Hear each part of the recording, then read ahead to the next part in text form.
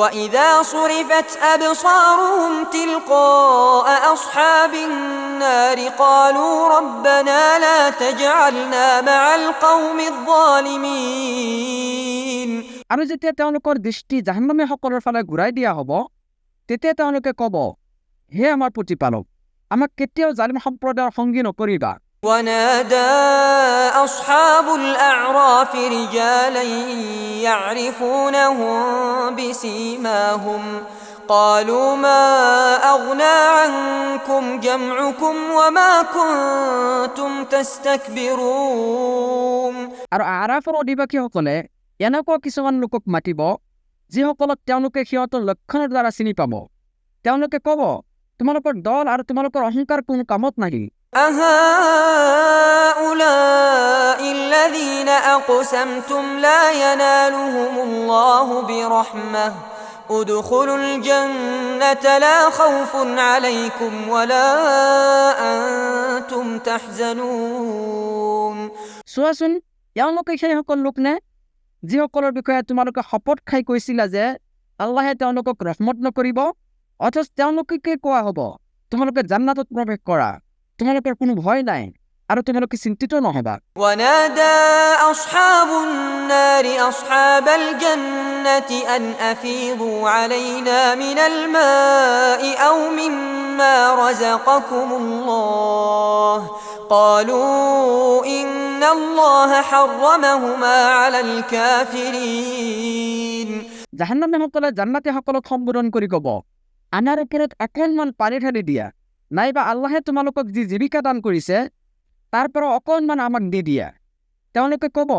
নিশ্চয় আল্লাহে কাফিৰ সকলৰ বাবে এই দুটা হাৰাম কৰিছে الذين اتخذوا دينهم لهوا ولعبا وغرتهم الحياة الدنيا فاليوم ننساهم كما نسوا لقاء يومهم هذا وما كانوا بآياتنا يجحدون যিসকলে নিজৰ ধৰ্মক খেল ধেমালি ৰূপে গ্ৰহণ কৰিছিল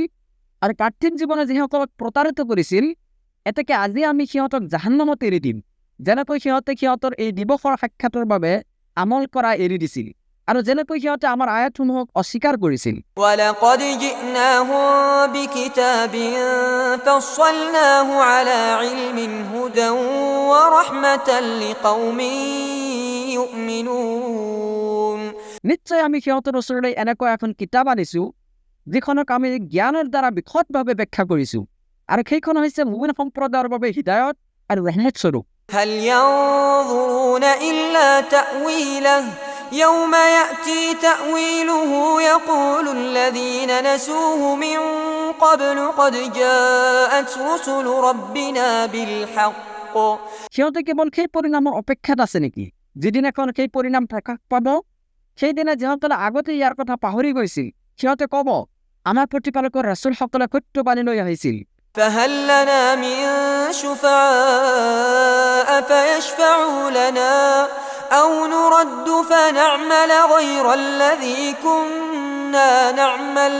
قد خسروا أنفسهم وضل عنهم ما كانوا يفترون আমাৰ বাবে এনে কোনো সুপাৰিশকাৰী আছে নেকি যিয়ে আমাৰ বাবে সুপাৰিশ কৰিব অথবা আমাক আকৌ উভতি যোৱাৰ অৱকাশ দিয়া হ'বনে যাতে আমি আগতে যি কৰিছো তাতকৈ বেলেগ কিবা কৰিব পাৰো নিশ্চয় সিহঁতে নিজেই নিজৰ ক্ষতি সাধন কৰিছে আৰু সিহঁতে যি মিছা ৰচনা কৰিছিল সেয়া সিহঁতৰ পৰা বিলুপ্ত হৈ গৈছে إن ربكم الله الذي خلق السماوات والأرض في 6 أيام নিশ্চয় তোমালোকৰ প্ৰতিপালক হৈছে আল্লাহ যিজনে আকাশসমূহ আৰু পৃথিৱীক 6 দিনত সৃষ্টি কৰিছে ثم استوى على العرش يغشي الليل النهار يطلبه حثيثا والشمس والقمر والنجوم مسخرات بأمره ألا له الخلق والأمر তাৰ পিছত তেওঁ আৰশৰ ওপৰত উঠিছে তেওঁ দিনক ৰাতিৰে আচ্ছন্ন কৰে সেইবোৰৰ এটাই আনটোক দ্ৰুত গতিত অনুসৰণ কৰে লগতে তেওঁ সৃষ্টি কৰিছে সূৰ্য চন্দ্ৰ আৰু নক্ষত্ৰসমূহক যিবোৰ তেওঁৰ আদেশৰে অনুগত জানি থোৱা সৃজন আৰু আদেশ কেৱল তেওঁৰেই تبارك الله رب العالمين বিশ্বজগতৰ প্ৰতিপালক আল্লাহ মহা বৰকতময়। ادعوا ربكم تضرعا وخفية إنه لا يحب المعتدين তোমালোকে বিনীতভাৱে আৰু গোপনে নিজ প্ৰতিপালকক আহ্বান কৰা, নিশ্চয় তেওঁ সীমালংঘনকাৰীসকলক পছন্দ নকৰে। ولا تفسدوا في الأرض بعد إصلاحها وادعوه خوفا وطمعا إن رحمة الله قريب من المحسنين পৃথিৱীত শান্তি স্থাপনৰ পিছত তোমালোকে তাত বিপৰ্যয় সৃষ্টি নকৰিবা আৰু আল্লাহক ভয় আৰু আশাৰ সৈতে প্ৰাৰ্থনা কৰা, নিশ্চয় আল্লাহৰ অনুগ্ৰহ সৎকৰ্মশীলসকলৰ অতি নিকটৱৰ্তী। وهو الذي يرسل الرياح بشرا بين يدي رحمته আৰু তেওঁই সেই সত্তা যিজনে তেওঁৰ ৰহমত অৰ্থাৎ বৰষুণৰ আগত বতাহক সুসংবাদ ৰূপে প্ৰবাহিত কৰে। حتى إذا أقلت سحابا ثقالا سقناه لبلد ميت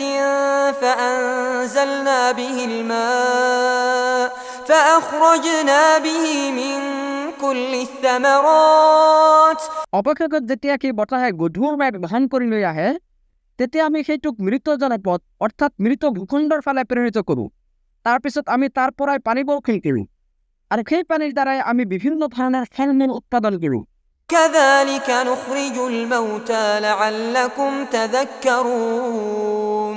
এইদৰে আমি মৃতসকলক জীৱিত কৰোঁ যাতে তোমালোকে উপদেশ গ্ৰহণ কৰিব পাৰা। والبلد الطيب يخرج نباته بإذن ربه والذي خبث لا يخرج إلا نكدا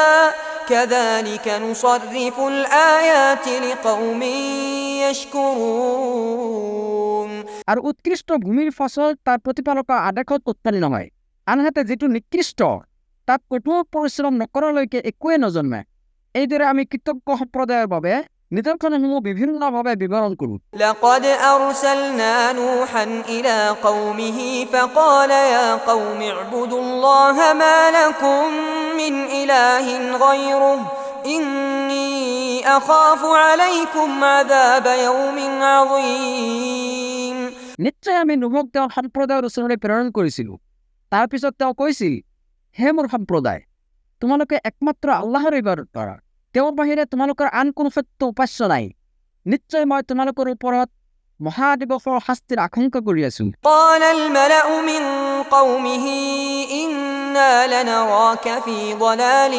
مبين তেওঁ সম্প্ৰদায়ৰ প্ৰধানসকলে কৈছিল,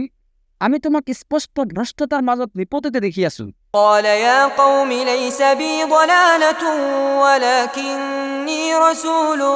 من رب العالمين তেওঁ কৈছিল, হে মোৰ সম্প্ৰদায়,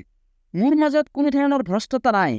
বৰং মই হৈছো বিশ্বজগতৰ প্ৰতিপালকৰ তৰফৰ পৰা প্ৰেৰিত এজন ৰাছুলহে। أبلغكم رسالات ربي وأنصح لكم وأعلم من الله ما لا تعلمون মই মোৰ প্ৰতিপালকৰ ৰিচালত অৰ্থাৎ যিটো প্ৰদান কৰি মোক প্ৰেৰণ কৰা হৈছে সেয়া তোমালোকক পहुঁচাই আছো। লগতে মই তোমালোকৰ কল্যাণ কামনা কৰোঁ আৰু তোমালোকে যিবোৰ নাজানা সেয়া মই আলোচনাৰ পৰা জানো। أوعجبتم أن جاءكم ذكر من ربكم على رجل منكم لينذركم ولتتقوا ولعلكم ترحمون তোমালোকে আশ্চৰ্য বোধ কৰি আছা নেকি যে তোমালোকৰ এই এজনৰ মাধ্যমত তোমালোকৰ প্ৰতিপালকৰ তৰফৰ পৰা তোমালোকৰ ওচৰলৈ উপদেশ আহিছে, যাতে তেওঁ তোমালোকক সতৰ্ক কৰিব পাৰে আৰু তোমালোকে তাকৱা অৱলম্বন কৰিব পাৰা